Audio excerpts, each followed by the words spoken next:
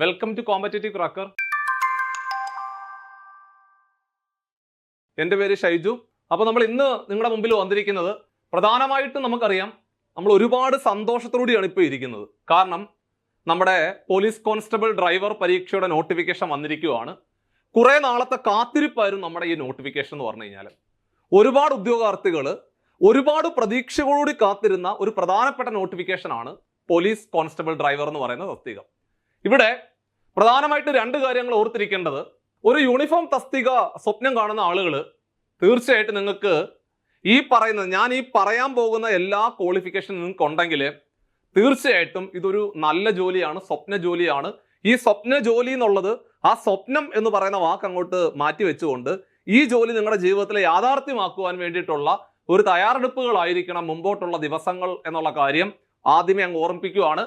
പ്രധാനമായിട്ടും നിങ്ങൾ ഓർത്തിരിക്കേണ്ടത്, നമ്മുടെ തസ്തികയുണ്ടല്ലോ, അതിൻ്റെ കാറ്റഗറി നമ്പർ എന്ന് പറഞ്ഞാൽ 427/2024 നിലവിലെ എല്ലാ ഉദ്യോഗാർത്ഥികൾക്കും അപ്ലൈ ചെയ്യാൻ പറ്റും. അപ്പോൾ ഇപ്പോൾ തന്നെ നിങ്ങൾ ഈ വീഡിയോ കണ്ടുകൊണ്ടിരിക്കുന്ന ഈ നിമിഷം തന്നെ നിങ്ങളുടെ പ്രൊഫൈലിനകത്തേക്ക് പോയിട്ട് 427/2024 നിങ്ങൾ ധൈര്യപൂർവ്വം അപ്ലൈ ചെയ്യണം.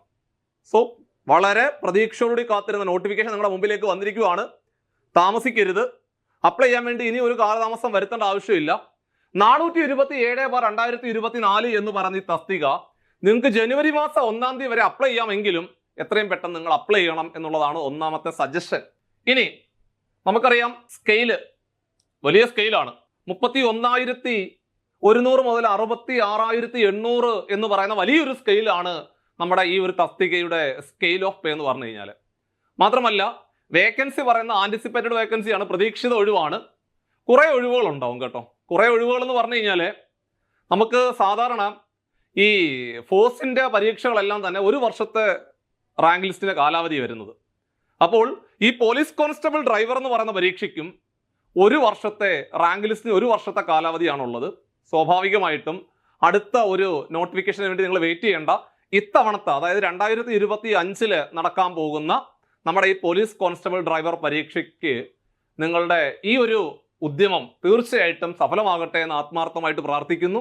അപ്പം നമുക്കിനി പ്രധാനപ്പെട്ട 1-2-3 കാര്യങ്ങൾ കൂടി സംസാരിക്കാനുണ്ട്. അതിലൊന്ന്, മക്കളെ, ഇതൊരു സ്റ്റേറ്റ് വൈഡ് എക്സാം ആണ്. പിന്നെ പ്രായം വരുന്നത് 20 വയസ്സിനും 28 വയസ്സിനും ഇടയിലുള്ള എല്ലാ ഉദ്യോഗാർത്ഥികൾക്കും അപ്ലൈ ചെയ്യാൻ പറ്റും. നിങ്ങൾ ഒരു കാര്യം പ്രത്യേകം ശ്രദ്ധിക്കുക, 2/1/96 1/1/2024 ഇത് 2 ഡേറ്റും ഇൻക്ലൂഡഡ് ആയിട്ട് വരുന്ന ഇടയിൽ ജനിച്ച എല്ലാ ഉദ്യോഗാർത്ഥികൾക്കും ഈ തസ്തികയിലേക്ക് അപ്ലൈ ചെയ്യാൻ സാധിക്കും. ഒന്നും കൂടെ പറയുന്നു, 20 വയസ്സ് മുതൽ 28 വയസ്സ് വരെയുള്ള എല്ലാ ഉദ്യോഗാർത്ഥികൾക്കും അപ്ലൈ ചെയ്യാൻ സാധിക്കും. ജനറൽ കാറ്റഗറിയാണ്. ഇനി നമുക്കറിയാം, OBC കാറ്റഗറിയിൽപ്പെട്ട ഉദ്യോഗാർത്ഥികൾക്ക് ഒരു 3 വർഷത്തെ ഇളവും കൂടെ ഉണ്ട്. അതായത് 31 വയസ്സ് വരെയുള്ള ഉദ്യോഗാർത്ഥികൾക്ക് എഴുതാവുന്നതാണ് OBC കാറ്റഗറിയിൽ വരുന്നത്. ഇനി SC/ST കാറ്റഗറിയിൽപ്പെട്ട ഉദ്യോഗാർത്ഥികൾക്ക് 33 വയസ്സ് വരെ ഈ ഒരു പരീക്ഷയ്ക്ക് അപ്ലൈ ചെയ്യാവുന്നതാണ്. അതേപോലെ തന്നെ നമ്മുടെ എക്സ് സർവീസ് മെന്നിന് 41 വയസ്സ് വരെ പരീക്ഷ എഴുതാൻ സാധിക്കും. റാങ്ക് ലിസ്റ്റിന്റെ കാലാവധി 1 വർഷമാണ് എന്നുള്ള കാര്യം ഒരിക്കൽ കൂടി നിങ്ങളെ ഓർമ്മിപ്പിക്കുകയാണ്. ഇനി +2 ആണ് അടിസ്ഥാന യോഗ്യത. +2 ഉള്ള ഉദ്യോഗാർത്ഥികൾ, അതായത് ഈ ഒരു തസ്തികയ്ക്ക് അപ്ലൈ ചെയ്യുമ്പോൾ നിർബന്ധമായിട്ടും ആദ്യമായിട്ട് വേണ്ട ഒരു എഡ്യൂക്കേഷൻ ക്വാളിഫിക്കേഷൻ എന്ന് പറഞ്ഞു കഴിഞ്ഞാൽ +2 ആണ് വേണ്ടത്. പിന്നെ ബാക്കിയുള്ള കാര്യങ്ങൾ പ്രത്യേകം പറയുന്നത്, നമുക്ക് ഗിയർ ഉള്ള മോട്ടോർ സൈക്കിൾ, നമ്മൾ സാധാരണ ലൈസൻസ് എടുക്കുന്ന 2 വീലർ ലൈസൻസ് എടുക്കും, മോട്ടോർ സൈക്കിളിലെ വിത്ത് ഗിയർ ലൈസൻസ് വേണം. അത് ഒന്നാമത്തതാണ്. ലൈറ്റ് മോട്ടോർ വെഹിക്കിള്, നമ്മൾ സാധാരണ നമ്മൾ 4 വീലർ ലൈസൻസ് എടുക്കുന്നതെല്ലാം ലൈറ്റ് മോട്ടോർ വെഹിക്കിൾ കാറ്റഗറിയിൽ വരുന്നതാണ്. അപ്പോൾ അത് വേണം. ഹെവിയുടെ ലൈസൻസ് വേണം. അത് മാത്രമല്ല ഹെവി ഗുഡ്സ് വെഹിക്കിൾ വിത്ത് ഡ്രൈവേഴ്സ് ബാഡ്ജ് കൂടി വേണം. അപ്പോൾ ഇത്രയും വേണം തീർച്ചയായിട്ടും. ഒന്ന്, നമുക്ക് വേണ്ട 2 വീലർ ലൈസൻസിലെ നമുക്ക് ഗിയർ വിത്ത് ഗിയർ ഉള്ളത്, പിന്നെ 4 വീലർ ലൈസൻസ്, പിന്നെ ഗുഡ്സ് നമ്മുടെ ഹെവി ലൈസൻസ് വേണം, അതേപോലെ ബാഡ്ജും വേണം. ഈ 4 കാര്യങ്ങളും നിർബന്ധമായിട്ടും വേണം. അപ്പോൾ ഈ 4 കാര്യങ്ങളും ഉണ്ടായിരിക്കണം. ഈ 4 കാര്യങ്ങളും നോട്ടിഫിക്കേഷന്റെ എൻഡ് ഡേറ്റ് എന്നാണോ, അതായത് ജനുവരി മാസം 1-ാം തീയതിയാണ് നിങ്ങൾക്ക് അപ്ലൈ ചെയ്യാൻ പറ്റുന്ന ലാസ്റ്റ് ഡേറ്റ്. അതിനുള്ളിൽ നിങ്ങൾക്ക് കിട്ടിയാലും മതി. സോ അതിനുള്ളിൽ കിട്ടുവാണെന്നുണ്ടെങ്കിൽ ഉദ്യോഗാർത്ഥി ഈ 4 ഇതും, അതായത് ഈ പറഞ്ഞിരിക്കുന്ന 4 ക്വാളിഫിക്കേഷൻ നിങ്ങൾക്ക് ഉണ്ടെങ്കിൽ, ഈ 4 കാര്യങ്ങൾ നിങ്ങൾക്ക് ടെക്നിക്കലായിട്ടുള്ള ക്വാളിഫിക്കേഷൻ ഉണ്ടെങ്കിൽ തീർച്ചയായിട്ടും അപ്ലൈ ചെയ്യാവുന്നതാണ്. അത് പ്രത്യേകം ശ്രദ്ധിക്കണം. പിന്നെ ഒരു പ്രത്യേക കാര്യം എന്ന് പറഞ്ഞു കഴിഞ്ഞാൽ ഇവർ പ്രത്യേകം പറയുന്നുണ്ട്, അതായത് നമ്മുടെ നോട്ടിഫിക്കേഷന്റെ എൻഡ് ഡേറ്റ് എന്ന് പറഞ്ഞാൽ ജനുവരി മാസം 1-ാം തീയതിയാണ്. അപ്പൊ ജനുവരി മാസം 1-ാം തീയതിക്കുള്ളിൽ നിങ്ങൾ ഈ പറഞ്ഞിരിക്കുന്ന ഈ 4 ക്വാളിഫിക്കേഷൻ നേടിയെടുക്കുകയാണെന്നുണ്ടെങ്കിൽ തീർച്ചയായിട്ടും ഈ തസ്തികയ്ക്ക് നിങ്ങൾക്ക് അപ്ലൈ ചെയ്യാനുള്ള യോഗ്യത ഉണ്ടെന്നാണ് അതിന്റെ അർത്ഥം. അപ്പൊ ഈ ഒരു പ്രധാനപ്പെട്ട കാര്യം നിങ്ങളുടെ മനസ്സിൽ ഓർമ്മയിൽ ഉണ്ടാവണം. ഒരുപാട് ഉദ്യോഗാർത്ഥികൾക്ക് സംശയമുള്ള പ്രധാനപ്പെട്ട 2-3 കാര്യങ്ങളാണ് നമ്മൾ ആദ്യമേ പറഞ്ഞത്. പിന്നെ ഓർത്തിരിക്കേണ്ടതെന്ന് പറഞ്ഞു കഴിഞ്ഞാൽ ഹൈറ്റ് 168 സെന്റിമീറ്റർ കുറയാൻ പാടില്ല. മെയിൽ ഫീമെയിൽ, മെയിലിനാണ് 168, ഫീമെയിലിന് 157. ഇതിനൊരു പ്രത്യേകത എന്ന് പറഞ്ഞു കഴിഞ്ഞാൽ ഈ തസ്തികയുടെ മറ്റൊരു പ്രത്യേകത, ഇതൊരു നമുക്ക് ആണുങ്ങൾക്കും അതേപോലെ പെണ്ണുങ്ങൾക്കും ഒരുപാട് അപ്ലൈ ചെയ്യാൻ പറ്റുന്ന ഒരു തസ്തികയാണിത്. അതായത് പോലീസ് കോൺസ്റ്റബിൾ ഡ്രൈവർ, അതേപോലെ വിമൻ പോലീസ് കോൺസ്റ്റബിൾ ഡ്രൈവർ സ്ത്രീകൾക്ക് ഒരുപോലെ അപ്ലൈ ചെയ്യാൻ പറ്റുന്നതാണ്. 2 പേർക്ക് കൂടെ ഒറ്റ റാങ്ക് ലിസ്റ്റ് ആയിരിക്കും പബ്ലിഷ് ചെയ്യുന്നത് കേട്ടോ. ഒറ്റ റാങ്ക് ലിസ്റ്റിനകത്തായിരിക്കും നമ്മൾ 2 പേരും വരുന്നത്. പക്ഷേ സാധാരണ പോലീസ് കോൺസ്റ്റബിൾ ഡ്രൈവർ പരീക്ഷയ്ക്കൊന്നും സ്ത്രീകൾക്ക് അപ്ലൈ ചെയ്യാൻ സാധിക്കത്തില്ലായിരുന്നു. പക്ഷെ കഴിഞ്ഞ തവണ മുതലാണ് അങ്ങനെ ഒരു സാധ്യത കൂടി PSC പുറത്തേക്ക് വിട്ടിരിക്കുന്നത്. ഓക്കെ, അത് നിങ്ങളുടെ മനസ്സിൽ എപ്പോഴും ഉണ്ടാവണം. പിന്നെ ഈ പറഞ്ഞതുപോലെ ഹൈറ്റിന്റെ കാര്യം നമ്മൾ പ്രത്യേകം പറഞ്ഞിട്ടുണ്ട്. അത് മാത്രമാണ് അവിടെ ഓർത്തിരിക്കേണ്ട പ്രധാനപ്പെട്ട കാര്യം. അപ്പൊ സ്വാഭാവികമായിട്ട് നിങ്ങൾക്ക് ഇതുമായിട്ട് ബന്ധപ്പെട്ടുകൊണ്ട് ഈ തസ്തികയ്ക്ക് ജസ്റ്റ് അപ്ലൈ ചെയ്യുന്നതിന് മുമ്പുള്ള കംപ്ലീറ്റ് കാര്യങ്ങൾ നമ്മൾ നിർബന്ധമായിട്ടും വേണ്ട കംപ്ലീറ്റ് കാര്യങ്ങൾ തീർച്ചയായിട്ടും പറഞ്ഞിട്ടുണ്ട്. ഇനി നിങ്ങളുടെ മനസ്സിലുള്ള സംശയങ്ങളെല്ലാം തന്നെ സ്വാഭാവികമായിട്ടും പരിഹരിക്കുവാൻ വേണ്ടിയിട്ട് നമ്മൾ ഒരു വെബിനാർ നമ്മൾ കണ്ടക്ട് ചെയ്യുന്നുണ്ട്. സോ നമ്മുടെ നിയാസ് സാറിന്റെ ഒരു വെബിനാർ കണ്ടക്ട് ചെയ്യുന്നുണ്ട്. ഈ വെബിനാറിനകത്ത് നിങ്ങളുടെ എല്ലാ സംശയങ്ങളും നിങ്ങൾക്ക് ക്ലിയർ ചെയ്യാവുന്നതാണ്. സോ വെബിനാറിന്റെ ഡേറ്റ് എന്ന് പറഞ്ഞാൽ ഡിസംബർ മാസം 14-ാം തീയതി വൈകുന്നേരം 7 മണിക്കാണ്. സൂം പ്ലാറ്റ്ഫോമിൽ കൂടിയാണ് ഈ വെബിനാർ കണ്ടക്ട് ചെയ്യുന്നത്. സോ ഇതൊരു തികച്ചും ഫ്രീ ആയിട്ടുള്ള ഒരു വെബിനാർ ആണ്. നിങ്ങൾക്ക് എല്ലാവർക്കും, ഈ പരീക്ഷ എഴുതുന്ന എല്ലാ ഉദ്യോഗാർത്ഥികൾക്കും, നിങ്ങൾ കുറച്ച് ഡ്രൈവേഴ്സിന്റെ കുറച്ച് ഗ്രൂപ്പുകൾ ഉണ്ടാവും, അവിടെ എല്ലാം നിങ്ങൾക്ക് ഇത് ഷെയർ ചെയ്തെത്തിക്കാവുന്നതാണ്. നിങ്ങളുടെ കൂടെ പരീക്ഷ എഴുതുന്ന എല്ലാ ഉദ്യോഗാർത്ഥികൾക്കും, ഡ്രൈവർ സഹോദരങ്ങൾക്കെല്ലാം നിങ്ങൾ ഇത് ഷെയർ ചെയ്തെത്തിക്കുക. നിങ്ങളുടെ എല്ലാ സംശയങ്ങളും ആ ലൈവിൽ ചോദിച്ചുകൊണ്ട് നിങ്ങളൊരു ക്ലാരിറ്റി ഉണ്ടാക്കണം. പിന്നെ നിർബന്ധമായിട്ടും വേണ്ട കാര്യങ്ങളെല്ലാം ഞാൻ ആദ്യം പറഞ്ഞിട്ടുണ്ട്. എന്നിരുന്നാലും ഈ പറഞ്ഞ കാര്യങ്ങൾ കൂടി നിങ്ങളുടെ മനസ്സിൽ ഓർമ്മയിൽ സൂക്ഷിക്കണം കേട്ടോ. ആ ഒരു കാര്യം പ്രത്യേകം ശ്രദ്ധിക്കണം. ഇനി നമ്മുടെ പോലീസ് കോൺസ്റ്റബിൾ ഡ്രൈവർ പരീക്ഷയ്ക്ക് വേണ്ടിയിട്ട് തീർച്ചയായിട്ടും നിങ്ങൾക്ക് ഒരു സ്ഥലത്ത് പോയി പഠിക്കുക എന്ന് പറഞ്ഞാൽ, ഒരു ഓഫ്ലൈൻ സെന്ററിൽ പോയി പഠിക്കുക എന്ന് പറഞ്ഞാൽ നിങ്ങളുടെ ജോലിയും കൂടെ മുമ്പോട്ട് പോകുന്ന സമയത്ത് സാധ്യമല്ല. അപ്പൊ അതുകൊണ്ട് എന്താണ് പഠിക്കേണ്ടത്, എങ്ങനെയാണ് പഠിക്കേണ്ടത്, ഏതൊക്കെ മേഖലകളാണ് നിങ്ങൾ കേന്ദ്രീകരിച്ചുകൊണ്ട് പഠിക്കേണ്ടത് എന്നുൾപ്പെടെയുള്ള കംപ്ലീറ്റ് കാര്യങ്ങളും മുന്നിൽ വെച്ചുകൊണ്ട് നമ്മൾ പുതിയൊരു ബാച്ച്, ഏറ്റവും തുടക്കക്കാരെ, അതായത് നിങ്ങൾ ഒന്നും പഠിച്ചു തുടങ്ങിയിട്ടില്ലെങ്കിൽ പോലും ഏറ്റവും തുടക്കക്കാരെ സമീപിച്ച് നോക്കുമ്പോൾ വളരെയധികം ഉപകാരപ്പെടുന്ന ഒരു അടിപൊളി ബാച്ചാണ് നമ്മൾ സ്റ്റാർട്ട് ചെയ്തിരിക്കുന്നത്. തുടക്കക്കാരെ മുതൽ ഇങ്ങോട്ട് അത്യാവശ്യം കാര്യങ്ങൾ അറിയാവുന്ന എല്ലാ ഉദ്യോഗാർത്ഥികൾക്കും കൃത്യമായിട്ട് ഇത് പ്ലാൻ ചെയ്തുകൊണ്ട്, ടൈം ടേബിൾ അറേഞ്ച് ചെയ്തുകൊണ്ട് നമ്മൾ പറയുന്ന രീതിയിൽ കൃത്യമായിട്ട് പഠിച്ച് മുമ്പോട്ട് പോവുകയാണെന്നുണ്ടെങ്കിൽ തീർച്ചയായിട്ടും ഈ പോലീസ് കോൺസ്റ്റബിൾ ഡ്രൈവർ എന്ന് പറയുന്ന ഈ ഒരു തസ്തിക നിങ്ങൾക്ക് ഇത്തവണ പരീക്ഷയ്ക്ക് തീർച്ചയായിട്ടും നല്ല മാർക്ക് നേടാൻ പറ്റും. ഈ പരീക്ഷ ഉറപ്പായിട്ട് നിങ്ങൾക്ക് ക്രാക്ക് ചെയ്യാനും സാധിക്കും. ഒരു വലിയൊരു സാധ്യതയാണ്. ഒരിക്കലും നിങ്ങളിത് മിസ്സാക്കരുത്.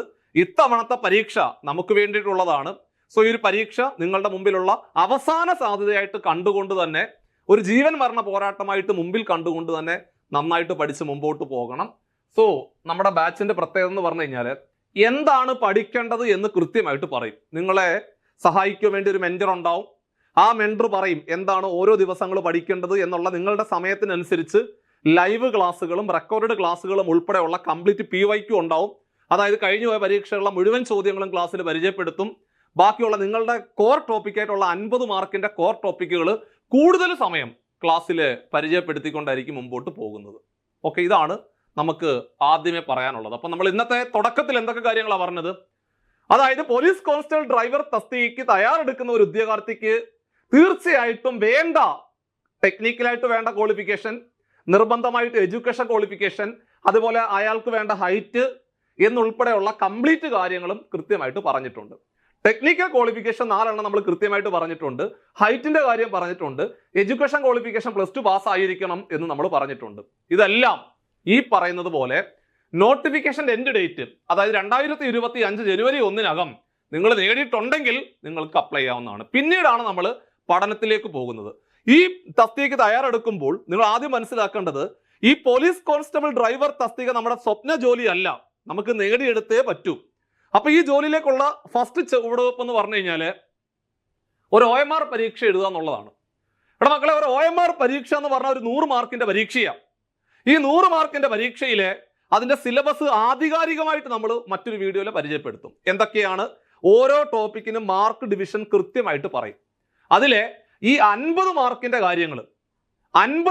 കാര്യങ്ങൾ നമ്മൾ സാധാരണ നമ്മുടെ ഈ PSC പരീക്ഷകൾ എഴുതാറില്ലേ, അതിനകത്തു നിന്നുള്ള ചോദ്യങ്ങളാണ്.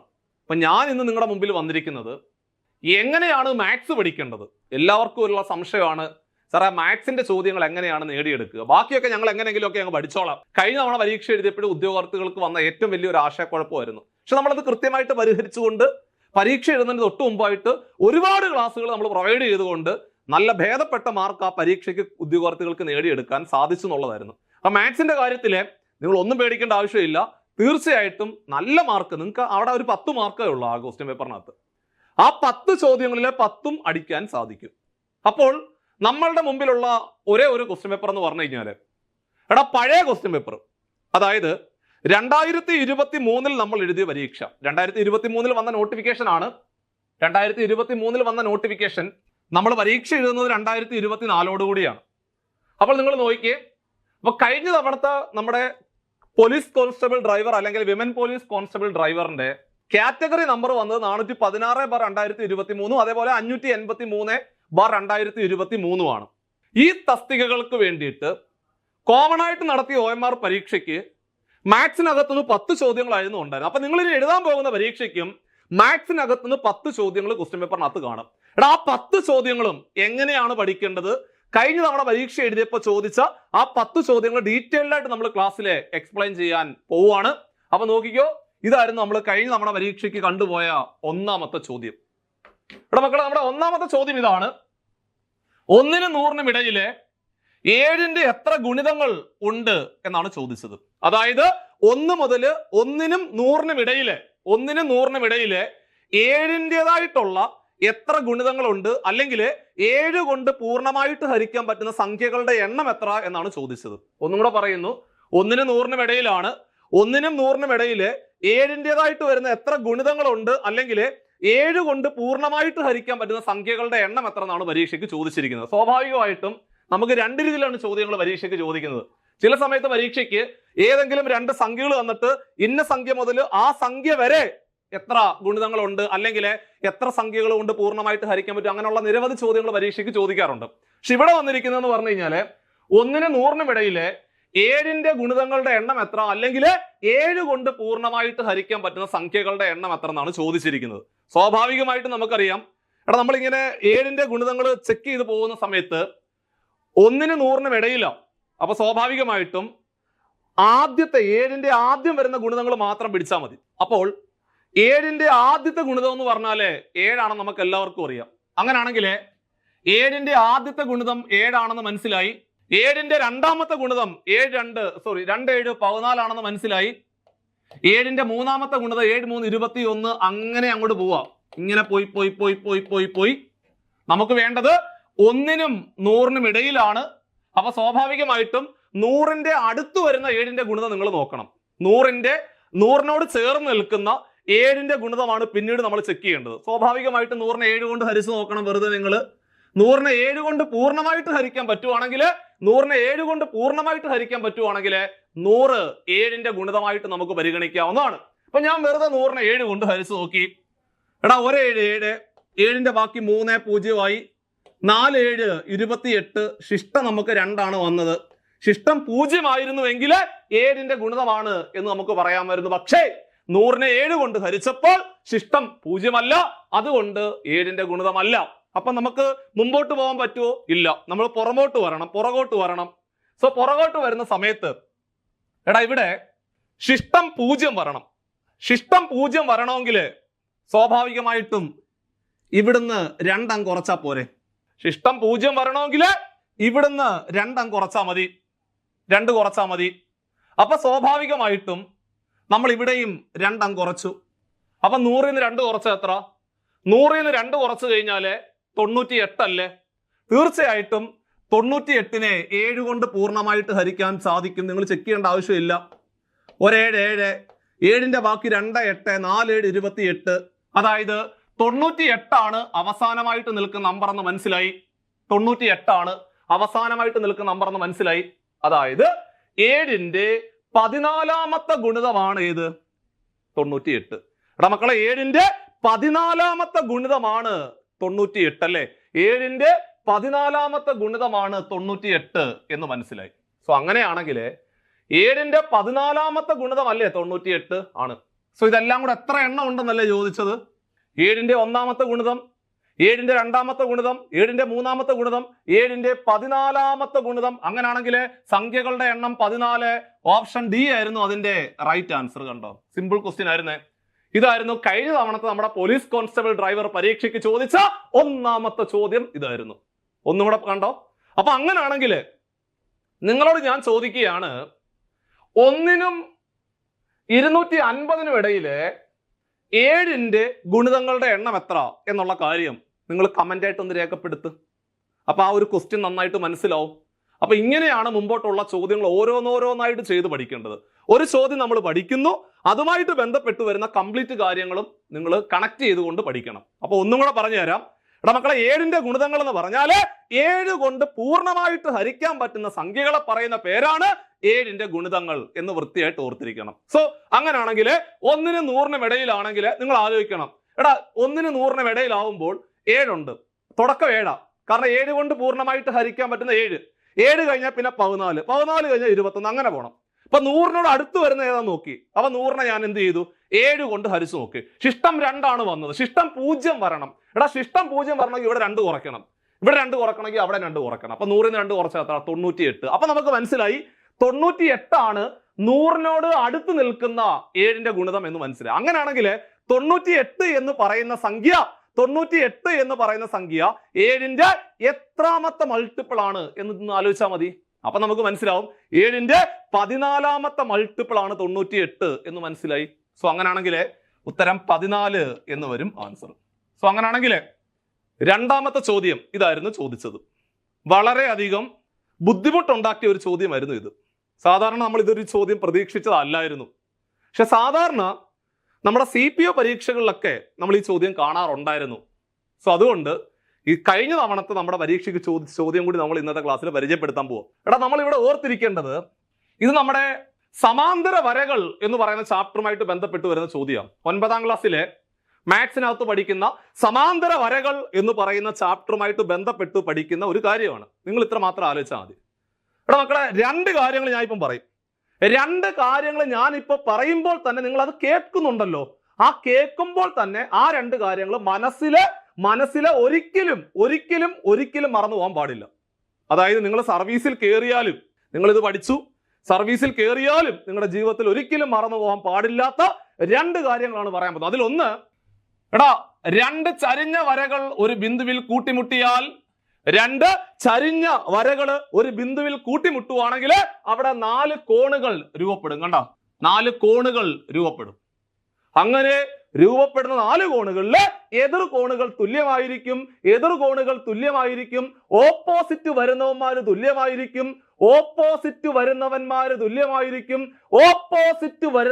തുല്യമായിരിക്കും.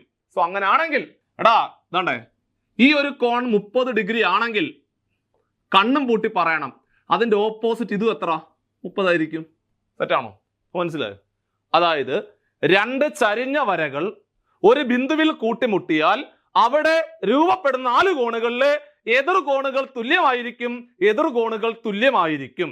സോ അങ്ങനാണെങ്കിൽ ഈ ഒരു കോൺ ഇത് 150 ഡിഗ്രി ആണെങ്കിൽ ഇത് എത്ര ആയിരിക്കും? 150. കാരണം ഇവന്മാർ ഓപ്പോസിറ്റാ. അപ്പോൾ 2 ചരിഞ്ഞ വരകൾ ഒരു ബിന്ദുവിൽ കൂട്ടിമുട്ടുവാണെങ്കിൽ അവിടെ രൂപപ്പെടുന്ന 4 കോണുകളിലെ എതിർ കോണുകൾ തുല്യമായിരിക്കും. സോ ഫസ്റ്റ് പോയിന്റ് നിങ്ങളുടെ മനസ്സിൽ ഉറച്ചോ? 2ാമത്തെ പോയിന്റ്, 2 സമാന്തര വര എന്ന് പറഞ്ഞാല് പാരലൽ ലൈൻസ്, ഒരിക്കലും കൂട്ടിമുട്ടാത്ത വരകളെ പറയുന്ന പേരാണ് സമാന്തര വരകൾ എന്ന് പറയും. എടാ 2 സമാന്തര വരകളെ ഒരു ചരിഞ്ഞ വര ഖണ്ഡിച്ചാൽ, 2 സമാന്തര വരകളെ ഒരു ചരിഞ്ഞ വര ഖണ്ഡിക്കുവാണെങ്കിൽ അവിടെ സ്വാഭാവികമായിട്ടും 1, 2, 3, 4, 5, 6, 7, 8 8 കോണുകൾ രൂപപ്പെടും. ഒന്നും കൂടെ, 2 സമാന്തര വരകളെ ഒരു ചരിഞ്ഞ വര കണ്ണിച്ചാല് അവിടെ 8 കോണുകൾ രൂപപ്പെടും. അവിടെ പ്രധാനമായിട്ട് ഓർത്തിരിക്കേണ്ടത് നോക്കിക്കോണേ, അതായത് ഒരു ചരിഞ്ഞ വര വരയ്ക്കുമ്പോൾ ഇവിടെയും 4 കോൺ, അവിടെയും 4 കോൺ ആണോ? എടാ, ഇപ്പുറത്ത് 4 കോൺ, അപ്പുറത്ത് 4 കോൺ. ഒരു സൈഡിൽ രൂപപ്പെടുന്ന 4 കോണുകളിലെ ഒന്നിടവിട്ട കോണുകൾ തുല്യമായിരിക്കുമേ, ഒന്നിടവിട്ട കോണുകൾ തുല്യമായിരിക്കും, ഒന്നിടവിട്ട കോണുകൾ തുല്യമായിരിക്കും, ഒന്നിടവിട്ട കോണുകൾ തുല്യമായിരിക്കും. സോ അങ്ങനെയാണെങ്കിൽ എടാ പിള്ളേരെ, ഈ കോണും ഒന്നിടവിട്ടത്, ഈ കോണും ഈ കോണും തുല്യമാണ്, കണ്ടോ? അതേപോലെ ഈ കോണും തുല്യമാണ്. എടാ, ഇത് 70 ഡിഗ്രി ആണെങ്കിൽ ഇത് എത്ര ആയിരിക്കും? 70 ആയിരിക്കും. കണ്ടോ? 1, 2, 3, 4 കണ്ടോ? 1ഉം 3ഉം തുല്യം, 2ഉം 4ഉം തുല്യം. ഒന്നുകൂടെ പറയാം, 2 സമാന്തര വരകളെ ഒരു ചരിഞ്ഞ വര കണ്ടിച്ചാൽ അവിടെ ആ വരയുടെ ഒരു സൈഡിൽ രൂപപ്പെടുന്ന 4 കോണുകളിലെ ഒന്നിടവിട്ട കോണുകൾ തുല്യമായിരിക്കും. അതുപോലെ തന്നെ ആയിരിക്കും അപ്പുറത്ത്. അതായത് ഈ കോണും ഈ കോണും തുല്യമാണ്, അതേപോലെ ഈ കോണും തുല്യമായിരിക്കും. ഒരിക്കലും മറന്നു പോകാൻ പാടില്ലാത്ത 2 കാര്യങ്ങളാണ് പറഞ്ഞത്. ഒന്നും കൂടെ പറയുന്നു, 2 ചരിഞ്ഞ വരകൾ ഒരു ബിന്ദുവിൽ കൂട്ടിമുട്ടിയാൽ അവിടെ രൂപപ്പെടുന്ന 4 കോണുകളിലെ ഓപ്പോസിറ്റ് വരുന്ന കോണുകൾ തുല്യമായിരിക്കും. ഇതാണ് ഫസ്റ്റ് പോയിന്റ് ഞാൻ പറഞ്ഞത്, ആണോ? രണ്ടാമത് പറഞ്ഞു നിർത്തിയത്, 2 സമാന്തര വരകളെ ഒരു ചരിഞ്ഞ വര കണ്ണിച്ചാൽ ആ ചരിഞ്ഞ വരയുടെ ഒരു സൈഡിൽ രൂപപ്പെടുന്ന 4 കോണുകളിലെ ഒന്നിടവിട്ട കോണുകൾ തുല്യമായിരിക്കും എന്നുള്ളതാണ് രണ്ടാമതായിട്ട് പറഞ്ഞത്. സോ അങ്ങനെയാണെങ്കിൽ എടാ മക്കളെ ശ്രദ്ധിച്ചോണേ, ഈ ഒരു പടം ശ്രദ്ധിക്കുക, ഓർത്തു വെച്ചോണേ, നോക്കിക്കോണേ. 2 സമാന്തര വരകളാ, എ ബിയും സി ഡിയും. കണ്ടോ? എ ബി സി ഡി എന്നീ വരകൾ സമാന്തരമാണ് എന്നാണ് പറഞ്ഞിരിക്കുന്നത്. ശ്രദ്ധിച്ചോണേ, എ ബിയും സി ഡിയും സമാന്തരമാണ് എന്നാണ് പറഞ്ഞിരിക്കുന്നത്. ശ്രദ്ധിച്ചു. ഇനി എടാ പിള്ളേരെ, ഏതാണ്ടാ ഇത് 70 അല്ലേ? ആണോ? എടാ, ഇത് 70 ഡിഗ്രി ആണെങ്കിൽ ഇത് 70 അല്ലേ? അല്ലേ? ഈ 2 സമാന്തര വരകള് ഒരു ചരിഞ്ഞ വര കണ്ണിച്ചപ്പോൾ ഈ കോണും തുല്യം, ഇതും തുല്യമല്ലേ? എടാ, ഇത് 70 ആണെന്ന് അവർ പറഞ്ഞു. എടാ മക്കളെ, ഇത് 70 ആണെങ്കിൽ ഇത് 70 അല്ലേ? ആണ്. അങ്ങനെയാണെങ്കിൽ ഇത് 70 ആണെങ്കിൽ ഇതിനകത്തുള്ളത് 70 അല്ലേ? അത് കൊള്ളാമല്ലോ. എങ്ങനെ 70 വന്നത്? അത് നമ്മൾ ആദ്യം പഠിച്ചത് എന്തുവാ? അത് നമ്മൾ 2 ചരിഞ്ഞ വരകളെ, അതായത് ഒരു ബിന്ദു, ഇതാണ് ഒരു ബിന്ദു, ഇങ്ങനൊരു വര, ഇങ്ങനൊരു വര. 2 ചരിഞ്ഞ വരകൾ ഒരു ബിന്ദുവിൽ കൂട്ടിമുട്ടിയാൽ അവിടെ രൂപപ്പെടുന്ന ഓപ്പോസിറ്റ് കോണുകൾ തുല്യമായിരിക്കും എന്നാണ് പറഞ്ഞത്. അപ്പൊ ഇത് 70 ആണെങ്കിൽ ഇത് 70, അകത്ത് 70 ആണോ? കഴിഞ്ഞു. ഇനി ശ്രദ്ധിച്ചു, ഇനി അടുത്ത പോയിന്റ് ശ്രദ്ധിച്ചോണേ. അതായത് നമ്മുടെ ചോദ്യം എന്തുവാ? അങ്ങനെയാണെങ്കിൽ എക്സ് ഡിഗ്രി എത്ര എന്നല്ല ചോദിച്ചത്. എക്സ് എന്ന് പറഞ്ഞാൽ ഈ സാധനം എത്ര എന്ന ചോദ്യം. അങ്ങനെയാണെങ്കിൽ ആ കുഞ്ഞു ത്രികോണം മനസ്സിലൊന്ന് ആലോചിച്ചേ. ഒരു ത്രികോണത്തിലെ 3 കോണുകൾ കൂട്ടി എത്ര ഡിഗ്രിയാ? നമുക്കെല്ലാവർക്കും അറിയാം. ഒരു ത്രികോണത്തിലെ 3 കോണുകൾ കൂട്ടിയാൽ 180 ഡിഗ്രി ആണെന്നുള്ള കാര്യം എല്ലാവർക്കും അറിയാം. സോ അങ്ങനെയാണെങ്കിൽ അവിടെ ഒരെണ്ണം 30, ഒരെണ്ണം 70. സോ 30ഉം 70ഉം കൂടെ കൂട്ടി എത്രടാ? 30ഉം 70ഉം കൂടെ കൂട്ടിയ 100 അല്ലേ? പിന്നെ 100ന്റെ ബാക്കി എത്ര? 100ന്റെ ബാക്കി 80 അല്ലേ? അപ്പൊ ഉത്തരം 80. ഓപ്ഷൻ സി ആയിരുന്നു അവിടുത്തെ റൈറ്റ് ആൻസർ. കണ്ടോ? ഓപ്ഷൻ സി ആയിരുന്നു ആൻസർ. 80 ഡിഗ്രിയാണ്. ഓപ്ഷൻ സി ആയിരുന്നു റൈറ്റ് ആൻസർ. നിങ്ങൾ ഇപ്പോൾ ചെലവാക്കിയ 5 മിനിറ്റ് സമയം, ഈ വീഡിയോ കാണാനെടുത്ത ഈ ക്വസ്റ്റ്യൻ എക്സ്പ്ലെയിൻ ചെയ്തപ്പോൾ നിങ്ങൾ ഉപയോഗിച്ച 5 മിനിറ്റ് സമയം നിങ്ങളുടെ മുമ്പോട്ടുള്ള യാത്രയിൽ തീർച്ചയായിട്ടും എവിടെയെങ്കിലും ഈ ചോദ്യം ഉറപ്പായിട്ടും പരീക്ഷയ്ക്ക് ചോദിക്കും. ആ 2 കാര്യങ്ങൾ വീണ്ടും വീണ്ടും വീണ്ടും കേട്ട് ഭംഗിയായിട്ട് പഠിച്ചു വെച്ചു. ഉറപ്പായിട്ടും പരീക്ഷയ്ക്ക് ചോദിക്കും എന്നുള്ള കാര്യം ഒരിക്കൽ കൂടി ഓർമ്മപ്പെടുത്തുവാണ്. വളരെ പ്രധാനപ്പെട്ട ഒരു ചോദ്യമായിരുന്നു അത്. സോ ഉത്തരം ഓപ്ഷൻ സി ആയിരുന്നു. 80 ആയിരുന്നു അവിടുത്തെ റൈറ്റ് ആൻസർ. ഇനി മൂന്നാമത്തെ ചോദ്യം ഇതാണ് ചോദിച്ചത്. പൈതഗോറിയൻ ത്രയങ്ങളിൽ പെടാത്തത് ഏത് എന്നാണ് ചോദിച്ചത്. എടാ, പൈതഗോറിയൻ ത്രയം എന്ന് പറഞ്ഞാല് പൈതഗോറിയൻ ട്രിപ്ലറ്റ് എന്ന് നമ്മൾ ഇംഗ്ലീഷിൽ പറയും. എന്താണ് പൈതഗോറിയൻ ത്രയം എന്ന് പറഞ്ഞ അർത്ഥം എന്തുവാ? അതായത് നമ്മൾ ഈ പൈതഗോറിയൻ ത്രയങ്ങള് അല്ലെങ്കിൽ പൈതഗോറ സിദ്ധാന്തമൊക്കെ എവിടെ ഉപയോഗിക്കുന്നത്? അതൊക്കെ മട്ടത്രികോണത്തിനകത്തല്ലേ ഉപയോഗിക്കുന്നത്. സോ മട്ടത്രികോണവുമായിട്ട് ബന്ധപ്പെട്ടു വരുന്ന ഒരു വാക്കാണ് ഏത്? പൈതഗോറ സിദ്ധാന്തം. ആ പൈതഗോറ സിദ്ധാന്തം എന്തോ പറയുന്നത്? Karnam square is equal to പാദം സ്ക്വയർ പ്ലസ് ലംബം സ്ക്വയർ എന്നാണ് പഠിച്ചു വെച്ചിരിക്കുന്നത് അല്ലെ. മട്ടത്രികോണത്തിൽ മാത്രം ഉപയോഗിക്കാൻ പറ്റിയ സിദ്ധാന്തമാണ് ഏത്? പൈതഗോറസ് സിദ്ധാന്തം. പൈതഗോറസ് സിദ്ധാന്തം പറയുന്നത് Karnam square is equal to പാദം സ്ക്വയർ പ്ലസ് ലംബം സ്ക്വയർ എന്നാണ് പഠിച്ചു വെച്ചിരിക്കുന്നത്. സോ അങ്ങനെ ഏതെങ്കിലും മൂന്ന് സംഖ്യകള് ഈ പൈതഗോറസ് തിയറം അംഗീകരിക്കുന്നുണ്ടെങ്കിൽ, ഏതെങ്കിലും മൂന്ന് സംഖ്യകൾ ഈ പൈതഗോറസ് തിയറം അംഗീകരിക്കുന്നുണ്ടെങ്കിൽ അവന്മാരെ മൂന്ന് പേരെയും കൂടെ പറയുന്ന പേരാണ് പൈതഗോറിയൻ ട്രിപ്ലറ്റ് അല്ലെങ്കിൽ പൈതഗോറിയൻ ത്രയം എന്ന് പറയും. ഒന്നും കൂടെ, ഏതെങ്കിലും മൂന്ന് സംഖ്യകള് പൈതഗോറസ് തിയറമായ കർണം സ്ക്വയർ ഈസ് ഈക്വൽ ടു പാദം സ്ക്വയർ പ്ലസ് ലംബം സ്ക്വയർ എന്ന് പറയുന്ന ആ ഒരു തിയറം അംഗീകരിക്കുന്നുണ്ടെങ്കിൽ അത്തരം സംഖ്യകളെ പറയുന്ന പേരാണ് പൈതഗോറിയൻ ട്രിപ്ലറ്റ് അല്ലെങ്കിൽ പൈതഗോറിയൻ ത്രയങ്ങൾ എന്ന് പറയും. സോ അങ്ങനെ ആണെങ്കിൽ നോക്കിക്കോണേ, ഇനി ഒരു എക്സ്ട്രാ ഒരു അറിവും കൂടെ പറഞ്ഞു തരാം. അതായത് ഒരു ത്രികോണത്തിന്റെ വശങ്ങൾ, അത് ഏത് ത്രികോണമെങ്കിലും ആയിക്കോട്ടെ, ഏതെങ്കിലും ഒരു ത്രികോണത്തിന്റെ വശങ്ങളുടെ അംശബന്ധം, 3 അംശബന്ധം 4 അംശബന്ധം 5 ആണെങ്കിൽ, ഏതെങ്കിലും ഒരു ത്രികോണത്തിന്റെ വശങ്ങളുടെ അംശബന്ധം 3 അംശബന്ധം 4 അംശബന്ധം 5 ആണെങ്കിൽ തീർച്ചയായിട്ടും അത് മട്ടത്രികോണമായിരിക്കും കേട്ടോ. ഒന്നും കൂടെ പറയാം, എഴുതിയെടുക്കുക. ഒരു ത്രികോണത്തിന്റെ വശങ്ങളുടെ അംശബന്ധം 3 അംശബന്ധം 4 അംശബന്ധം 5 ആണെങ്കിൽ അത് തീർച്ചയായിട്ടും മട്ടത്രികോണമായിരിക്കും. എക്സാമ്പിൾ പറഞ്ഞാല് 3 × 1 3, 4 × 1 4, 5 × 1 5. അതായത് വശങ്ങൾ 3 4 5 വരുവാണെങ്കിൽ തീർച്ചയായിട്ടും അതൊരു മട്ടത്രികോണം ആയിരിക്കും. അതേപോലെ 3 2 6, 4 2 8, I 2 10. മക്കളെ 6 8 10 കൂടെ വരുവാണെങ്കിൽ അത് മട്ടത്രികോണമായിരിക്കും. അതേപോലെ 3 3 9, 4 3 12, I 3 15, 9 12 15, 9 12 15. കണ്ണും പൂട്ടി പറഞ്ഞു മട്ടത്രികോണമാണ്, പൈതഗോറിയൻ ട്രിപ്ലറ്റ് ആണ്. സോ അങ്ങനെയാണെങ്കിൽ വീണ്ടും 3 4 12, 3 4 12, 4 16, 4 16, I 4 20, I 4 20, 12 16 20 വന്നാൽ അതും മട്ടത്രികോണത്തിന്റെ വശങ്ങളാണ്, അതും പൈതഗോറിയൻ ട്രിപ്ലറ്റ് ആണെന്ന് പറയാം. സോ അങ്ങനെയാണെങ്കിൽ 3 5 15, 3 5 15, 4 5 20, 4 5 20, 5 5 25, 5 5 25. കണ്ടോ, 15ഉം 20ഉം 25ഉം വന്നാൽ അതും പൈതഗോറിയൻ ട്രിപ്ലറ്റ് അല്ലെങ്കിൽ പൈതഗോറിയൻ ത്രയം ആണെന്ന് പറയാം.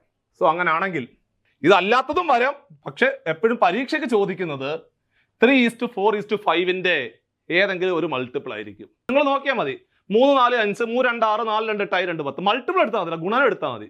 അതായത് ഒരു സംഖ്യ കൊണ്ട് അങ്ങ് ഗുണിക്കുക. ഇപ്പൊ 2 കൊണ്ട് ഗുണിച്ചാൽ 3 2 6, 4 2 8, I 2 10 ഒരു സെറ്റ് കിട്ടും. 3 കൊണ്ട് ഗുണിച്ചാൽ 3 3 9, 4 3 12, I 3 15. അങ്ങനെ ചെയ്താൽ മതി. സോ അങ്ങനെയാണെങ്കിൽ നോക്കിക്കോണേ, അതായത് 6ഉം 8ഉം 10ഉം അത് പൈതഗോറിയൻ ത്രയം ആണ്. 3 4 5 ആണ്. 12 16 20 ആണ്. സോ അങ്ങനെയാണെങ്കിൽ ഇവര് ചോദിച്ചത് പെടാത്തത് ഏത് എന്നല്ലേ ചോദിച്ചത്. അങ്ങനെയാണെങ്കിൽ ഓപ്ഷൻ സി ആയിരുന്നു അതിന്റെ റൈറ്റ് ആൻസർ. സിമ്പിൾ അല്ലേ? പറഞ്ഞ കാര്യങ്ങളെല്ലാം മനസ്സിലായോ?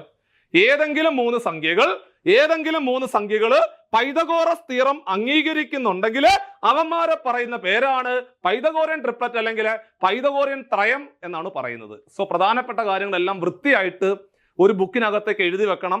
മാത്സിന്റെ ഇത്തരത്തിലെ ഫ്രീ ക്ലാസ്സുകൾ നമ്മൾ തുടർച്ചയായിട്ട് ചെയ്യുന്നുണ്ട്. പരീക്ഷ വരെയും നിങ്ങൾക്ക് ഇതുപോലുള്ള ക്ലാസ്സുകൾ തുടർച്ചയായിട്ട് കിട്ടും. എല്ലാം ഒരു ബുക്കിനകത്തേക്ക്, എന്ത് പറഞ്ഞാലും ഒരു ബുക്കിനകത്തേക്ക് വൃത്തിയായിട്ട് എഴുതിയെടുക്കുക. ആ ബുക്ക് മാത്രം പഠിച്ചാൽ പോലും നിങ്ങൾക്ക് പരീക്ഷയ്ക്ക് നല്ല മാർക്ക് സ്കോർ ചെയ്യാൻ പറ്റും. സോ അത്തരത്തിലുള്ള ഒരു ക്ലാസ് ആണ് നമ്മൾ പ്രൊവൈഡ് ചെയ്യുന്നത്. സോ അത് പരമാവധി നിങ്ങൾ പ്രയോജനപ്പെടുത്തണം എന്നുള്ള കാര്യം വീണ്ടും ഓർമ്മിപ്പിക്കുകയാണ്. ഇനി ആദ്യത്തെ 3 ചോദ്യങ്ങൾ നമ്മൾ പറഞ്ഞ് അവസാനിപ്പിച്ചു. 4ാമത് ചോദിച്ചത് ഈ ചോദ്യമായിരുന്നു കഴിഞ്ഞ തവണ ചോദിച്ചത്. അതായത് ഇവിടെ ഒരു ചെറിയ ഒരു സമചതുരം തന്നിട്ടുണ്ട്, കണ്ടോ? ആ സമചതുരത്തിന്റെ വികർണമാണ് ഏത്? AB. ആ വികർണം ഒരു വശമായി വരുന്ന രീതിയിലെ പുതിയ ഒരു സമചതുരം വരച്ചിട്ടുണ്ട്. നമ്മൾ ഒരുപാട് തവണ ക്ലാസ്സിൽ പറയുന്ന ഒരു കാര്യമുണ്ട്. മക്കളെ, ഒരു സമചതുരത്തിന്റെ വികർണം ഒരു വശമായി വരുന്ന രീതിയിൽ പുതിയ ഒരു സമചതുരം വരച്ചു കഴിഞ്ഞാല് ആ പുതിയ സമചതുരത്തിന്റെ പരപ്പളവ് എന്ന് പറഞ്ഞാൽ ഏരിയ, വിസ്തീർണം, അത് ആദ്യത്തെ സമചതുരം ഉണ്ടല്ലോ, ആദ്യത്തെ സമചതുരം എത്രയാണോ അതിന്റെ ഏരിയ അതിന്റെ ഡബിൾ എടുക്കണം എന്ന് ആലോചിക്കണം. ഒന്നും കൂടെ പറഞ്ഞു തരാം. അതായത് ഏതെങ്കിലും ഒരു സമചതുരം നിങ്ങളുടെ മനസ്സിലേക്ക് കൊണ്ടുവരിക. ഒരു സമചതുരത്തിന്റെ വികർണം ഒരു വശമായി വരുന്ന രീതിയിൽ പുതിയ ഒരു സമചതുരം വരയ്ക്കുവാണെങ്കിൽ ആ പുതിയ സമചതുരത്തിന്റെ പരപ്പളവ് തീർച്ചയായിട്ടും ആദ്യത്തെ സമചതുരത്തിന്റെ പരപ്പളവിന്റെ ഇരട്ടി ആയിരിക്കും എന്നുള്ള കാര്യം വൃത്തിയായിട്ട് മനസ്സിൽ ഓർത്തിരിക്കണം. അപ്പൊ നമ്മൾ പറഞ്ഞത് ഒരു സമചതുരത്തിന്റെ വികർണം ഒരു വശമായി വരുന്ന രീതിയിൽ പുതിയൊരു സമചതുരം വരയ്ക്കുവാണെങ്കിൽ ആ പുതുതായിട്ട് വരച്ച സമചതുരത്തിന്റെ പരപ്പളവ് അല്ലെങ്കിൽ ഏരിയ അല്ലെങ്കിൽ വിസ്തീർണം എന്ന് പറഞ്ഞാല് ആദ്യത്തെ സമചതുരത്തിന്റെ പരപ്പളവ് എത്രയാണോ അതിന്റെ ഇരട്ടി അല്ലെങ്കിൽ ഡബിൾ എടുത്താൽ മതി എന്നുള്ള കാര്യം ഒരിക്കലും മറന്നു പോകാൻ പാടില്ല. ഇതുപോലത്തെ ഒരു 7 ടിപ്പ് നമ്മൾ ക്ലാസ്സിൽ തുടർച്ചയായിട്ട് പഠിപ്പിക്കുന്നുണ്ട്. അതിലെ 3ാമത്തെ ടിപ്പാണിത്. നമ്മളിത് ക്ലാസ്സിൽ തുടർച്ചയായിട്ട് പറയും. അത്തരത്തിൽ ചോദിച്ചു പോയ ഒരു പ്രധാനപ്പെട്ട ചോദ്യമാണിത്. അപ്പൊ അങ്ങനെയാണെങ്കിൽ ഇവിടെ ശ്രദ്ധിക്കേണ്ടത്, ഈ ചെറിയ സമചതുരം ഉണ്ടല്ലോ, ആ ചെറിയ സമചതുരത്തിന്റെ പരപ്പളവ് അല്ലെങ്കിൽ ഏരിയ അല്ലെങ്കിൽ വിസ്തീർണം എന്ന് പറഞ്ഞു കഴിഞ്ഞാല് സൈഡിന്റെ സ്ക്വയർ എടുത്താൽ മതി എന്നുള്ള കാര്യം നമുക്ക് എല്ലാവർക്കും അറിയാം. കാരണം സൈഡിന്റെ സ്ക്വയർ എടുക്കുവാണെങ്കിൽ ഏരിയ അല്ലെങ്കിൽ പരപ്പളവ് അല്ലെങ്കിൽ വിസ്തീർണം കിട്ടും. സോ അങ്ങനെയാണെങ്കിൽ ഇവിടെ തന്നിരിക്കുന്നത് ആ ചെറിയ സമചതുരത്തിന്റെ ഏരിയ എന്ന് പറഞ്ഞാല് സൈഡിന്റെ സ്ക്വയർ എടുക്കുക. സൈഡ് 2 ആണ്, 2ന്റെ സ്ക്വയർ എന്ന് പറഞ്ഞാൽ 4 ആണ്. സോ അങ്ങനെയാണെങ്കിൽ ഈ ചെറിയ സമചതുരത്തിന്റെ പരപ്പളവ് 4 സെന്റിമീറ്റർ സ്ക്വയർ ആണ്. അതായത് 4 ചതുരശ്ര സെന്റിമീറ്റർ ആണ്. സോ അങ്ങനെയാണെങ്കിൽ ആ ചെറിയ സമചതുരത്തിന്റെ പരപ്പളവ് 4 സെന്റിമീറ്റർ സ്ക്വയർ ആണെങ്കിൽ അതിന്റെ ഇരട്ടി ആയിരിക്കും പുതുതായിട്ട് വരച്ച ഈ സമചതുരത്തിന്റെ പരപ്പളവ്. സോ അങ്ങനെയാണെങ്കിൽ നമ്മൾ ഇപ്പോൾ വരച്ച പുതിയ സമചതുരം ഉണ്ടല്ലോ, അതിന്റെ പരപ്പളവ് എന്ന് പറഞ്ഞാൽ 4ന്റെ ഇരട്ടി 8 ആയിരിക്കും എന്നുള്ള കാര്യം ഒരിക്കലും മറന്നു പോകാൻ പാടില്ല. സോ അങ്ങനെയാണെങ്കിൽ ആ പുതിയ സമചതുരത്തിന്റെ വശത്തിന്റെ നീളം എത്ര, സൈഡിന്റെ നീളം എത്ര എന്നാണ് ചോദിച്ചത്. സ്വാഭാവികമായിട്ടും നമുക്കറിയാം ഈ സമചതുരത്തിന്റെ പരപ്പളവ് കണ്ടുപിടിക്കാനുള്ള ഇക്വേഷൻ എന്ന് പറഞ്ഞാല് a സ്ക്വയർ ആണ്. സോ a സ്ക്വയറിന്റെ വില നമുക്കറിയാം 8 ആണ്. എടാ a സ്ക്വയറിന്റെ വില 8 ആണെങ്കിൽ എയുടെ വില എത്ര എന്നാണ് ചോദ്യം. a സ്ക്വയറിന്റെ വില 8 ആണെങ്കിൽ എയുടെ വില കണ്ടുപിടിക്കണമെങ്കിൽ റൂട്ട് എടുത്താൽ മതി എന്നുള്ള കാര്യം നമുക്ക് എല്ലാവർക്കും അറിയാം. റൂട്ട് എടുത്താൽ മതി. റൂട്ട് 8 ആണ് അവിടുത്തെ റൈറ്റ് ആൻസർ. സോ അങ്ങനെയാണെങ്കിൽ 8 എന്ന് പറഞ്ഞ സംഖ്യക്ക് റൂട്ട് ഇല്ല, നമുക്കറിയാം. കാരണം 4 കഴിഞ്ഞാൽ പിന്നെ റൂട്ടുള്ള നമ്പർ എന്ന് പറഞ്ഞാൽ പിന്നെ 9 ആണ്. 9 കഴിഞ്ഞാൽ 16 ആണ്. ഇത്തരം സംഖ്യകൾക്ക് മാത്രമേ റൂട്ടുള്ളൂ. ഇപ്പൊ നമ്മളോട് ചോദിക്കുകയാണ് 16ന്റെ റൂട്ട് എത്ര എന്ന് ചോദിച്ചാൽ നമ്മൾ പറയും 4 എന്ന് പറയും.